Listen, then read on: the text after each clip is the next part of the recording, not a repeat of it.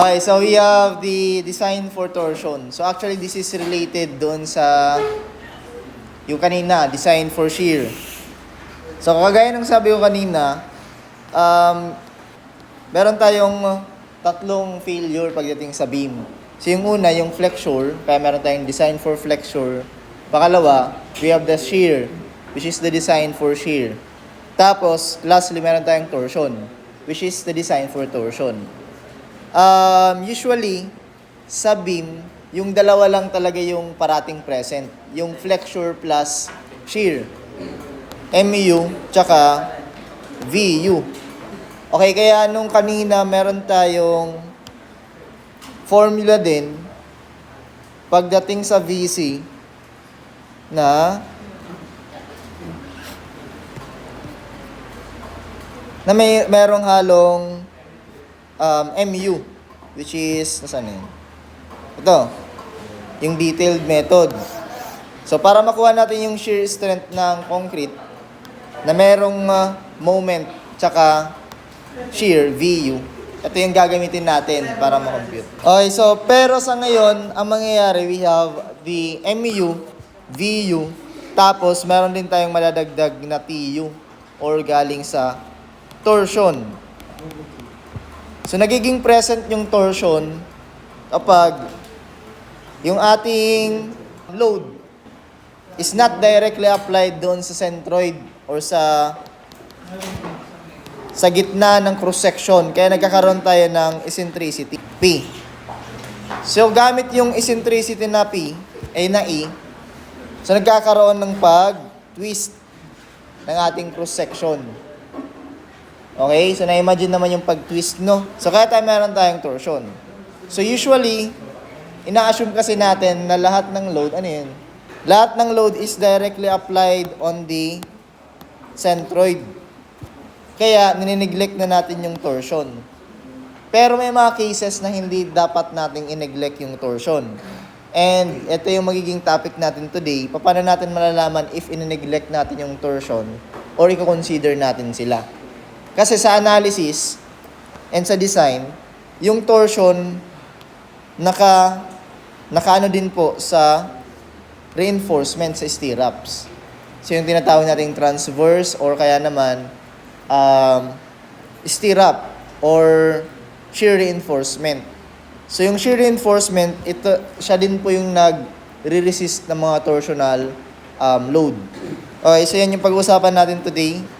So meron tayong, ito yung nasabi ko kanina, torsional moments in addition to bending and axial or shear force, it must be designed for the effects from torsional loads wherever applicable.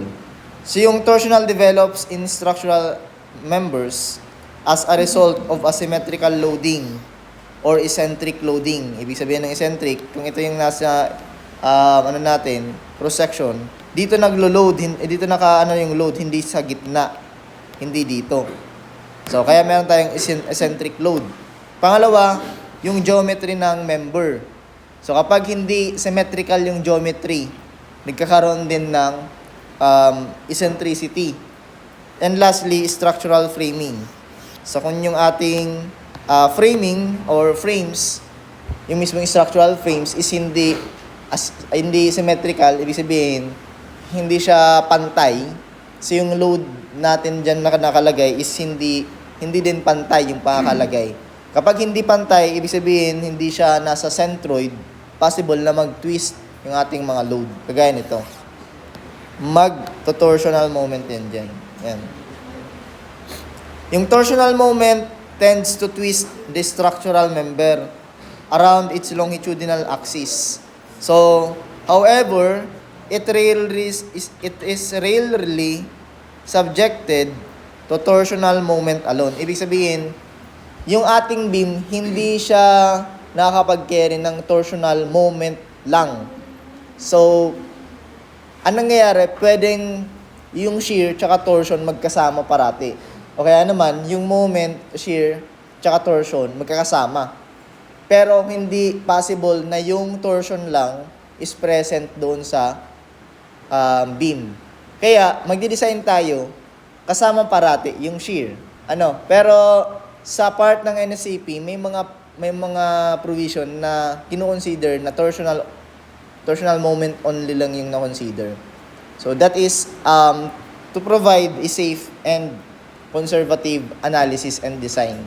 Ito yung NSCP core requirements para sa torsional strength. So this section applies to member if TU is less than or equal to VTN. So para silang din naman ng VU is less than or equal to VN. So ibig sabihin, yung actual torsion na nararanasan ng beam is dapat hindi na lumampas dito sa capacity niya. Ito yung tatandaan natin, no? Isipin nyo na lang na kapag yung capacity natin is kaya nating magbuhat ng 5 kilo, pero ang pinabuhat sa atin, 10.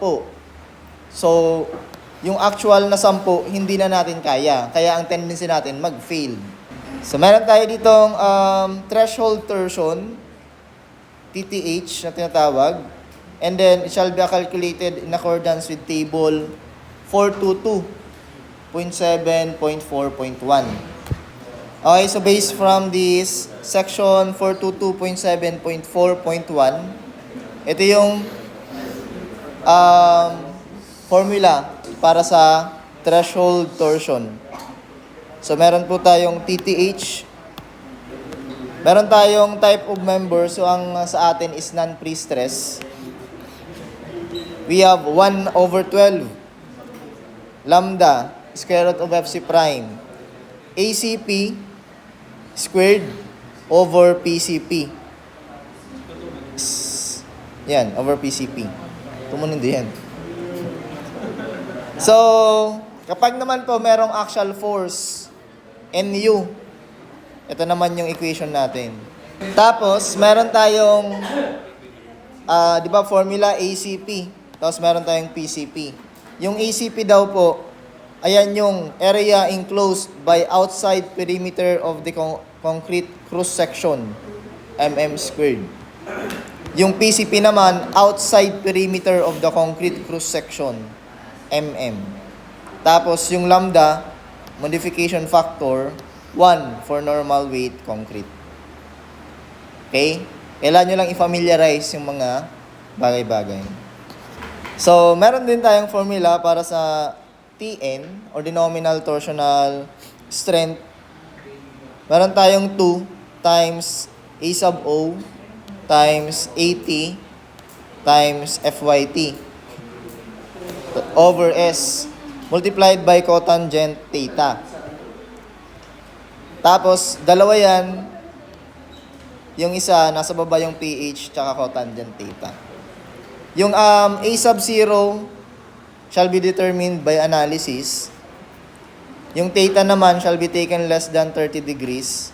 Yung 80 naman is one leg of a closed stirrup resisting torsion. Yung AL naman is the area of the longitudinal torsional reinforcement. PH naman is the perimeter of the center line of the outermost closed stirrup. So mamaya, may papakita ko sa inyong beam geometry na mapapakita po itong mga to. PH, A sub O, ACP, PCP. Pero for now, discuss muna natin yung code. Tapos, based dito sa code 422.7.6.1.1, yung AO daw po is equivalent to 0.85 A sub OH. Na ito, papakita din natin mamaya para isahan na lahat ng mga legend. Okay, tapos meron din tayong tinatawag na cracking torsion. Yung cracking torsion naman, ayan yung parang theoretical torsional moment na nade-develop after maka-receive ng cracking or torsional cracking yung ating beam. So, it can be computed using this formula. And then, dito naman. Meron din tayong cross-sectional limit pagdating sa torsion. Parang nawawalan na kayo ng nawawalan na kayo ng pag-asa sa buhay. So for solid sections, you need to consider this one. So kailangan yung equation na to is less than or equal dito. By the way, this is equivalent to 2. Ito, equivalent to 2 yan. Mali yung nakandaan dito, hindi pa updated. Yun lang, kailangan nyo lang malaman yung mga value ng VU, A sub OH, PH, kasi yung TU and VU is given naman siya. Yung VC, na-solve natin kanina, 0.17 o kaya 1/6. Square root of FC prime, BWD. Lambda. Okay? So, for hollow section naman, ibig sabihin may butas. Ito naman yung gagamitin. Ito na po yung determining the parameters doon sa mga beam geometry natin. Yung una, meron tayong ACP. Yung ACP is just the total concrete area. Okay? Yung BW times H, kung nyari, ito yung beam. Yung BW, yung kabuuan na width. Yung H naman is the height. ACP. Okay, next, PCP. Nakalagay doon yung total daw na perimeter ng concrete. So, yung total na perimeter ng concrete is ito po. Dalawang BW, dalawang height. Kaya, 2 times BW plus H. Okay? Next, meron tayong A sub OH. Yung A sub OH naman po is the area ng enclosed na concrete. So, meron tayong X sub 1 tsaka Y sub 1. Ang tanong, saan ito nakatutok? Sa pinakalabas ba? Sa loob? Or sa gitna? A, sa labas. B, sa gitna. C, sa loob. Ano ang D? Regine Velasquez. A sub OH. Yung A sub OH is nasa gitna po yan, no?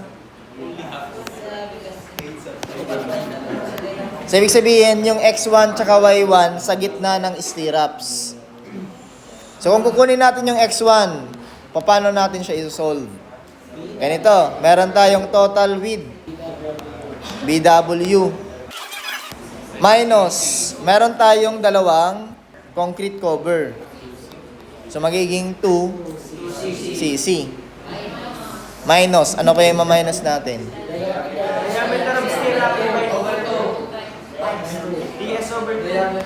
Kung nasa gitna siya, diameter ng stirrup, pero kalahati lang.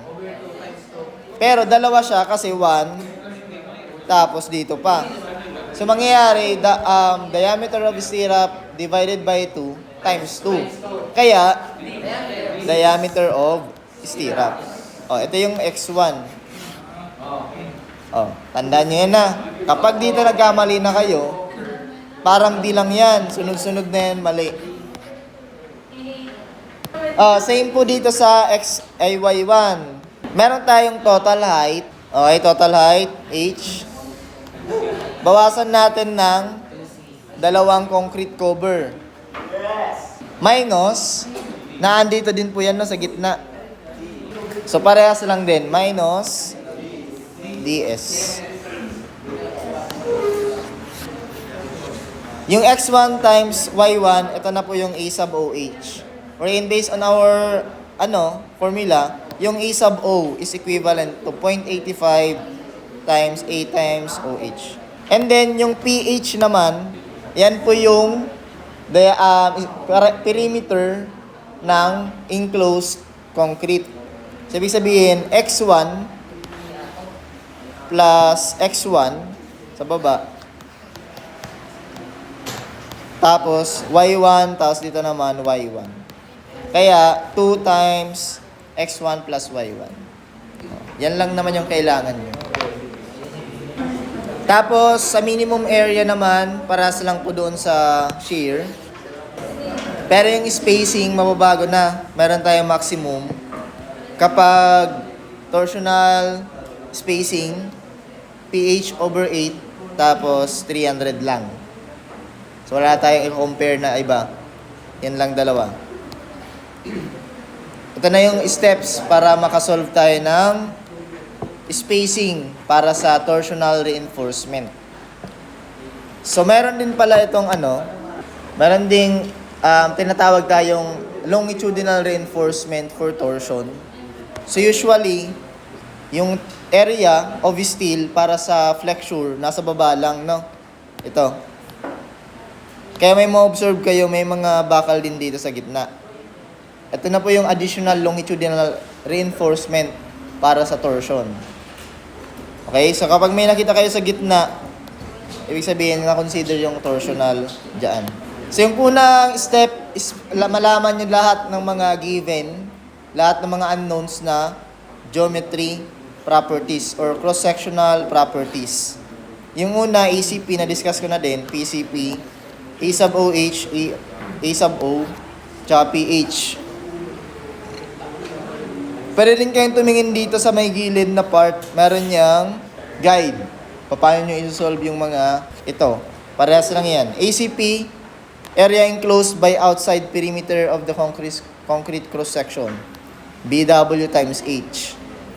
Tapos yung A sub OH, measured to the center line of the outermost closed stirrup. Tapos, ito naman, A sub OH. Pangalawa, isolve po natin yung threshold torsion. Okay? I-compare natin siya sa given na torsional strength or TU. So, kapag yung TU po natin is greater than doon sa torsional na threshold, ibig sabihin, kailangan natin ng torsional reinforcement. Pero kapag less than, hindi na kailangan ng torsional reinforcement. Automatic, stop na kayo sa calculations. Ilalagay nyo na TU is less than T sub TH. Torsional reinforcement is not required. Pero kapag ito yung lumabas, proceed tayo sa step number 3. Solve for VC. Once na makasolve tayo ng VC, i-compare natin yung equation para sa adequacy ng beam. So, ilalagay nyo lang siya sa calculator, V sub U, given yan. BWD, given. TU, given. Yung PH, kakasolve nyo lang. 2 times X1 plus Y1. A sub OH, kakasolve nyo lang din. X1 times Y1. Tapos, compare nyo lang dito sa phi. VC over BW, yung VC kakasolve nyo lang. Tapos, plus 2, FC prime given. So, kapag ang lumabas, less than daw yun, o kaya equal, the cross-section is adequate. Yun lang. Pag hindi, kapag ang lumabas is ganito, kapag greater than, yung lumabas, ang ilalagay nyo naman is,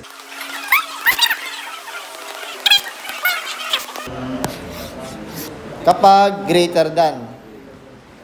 Okay? Pero kapag less than, proceed kayo sa number 4. Yan. Sa number 4 naman, i-check nyo naman sa shear.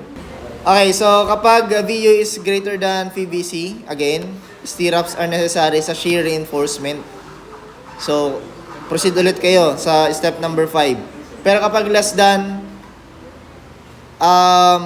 capable na yung section to carry the required shear, pero magpo-proceed na kayo sa step number 7. Kasi mag-solve na kayo ng spacing. So, kunyari,